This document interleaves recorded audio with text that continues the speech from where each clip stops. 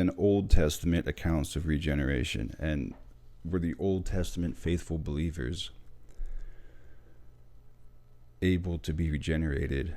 And if so, was it the same way that New Testament believers and us today can be regenerated or born again or saved? Right? Saved is probably the most common term.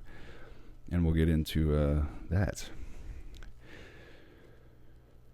To help answer this question, Peter Toon, in Born Again, a Biblical and Theological Study of Regeneration, states, the Spirit's presence with the Old Covenant faithful was more in the nature of always being available rather than permanently within.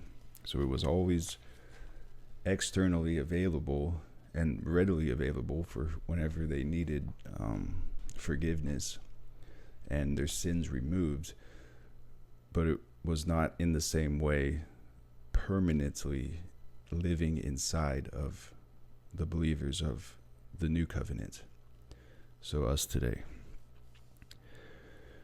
Yes, they could come in communion with God and have their sins forgiven because the Spirit was always readily available. However, this is not the same sense as the new covenant regeneration, which permanently places the Holy Spirit indwells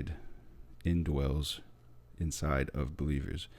Many Old Testament believers longed for this type of relationship with God, as depicted in Psalm 51, verses 10 through 12. The writer of Psalm 51 creates in me a pure heart, O God, and renew a steadfast spirit within me.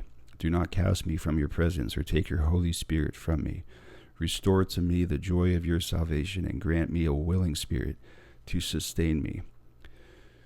This plea sounds identical to what God will later do in the New Testament when he pours out his Spirit on Pentecost into the disciples and all believers today of the new covenant.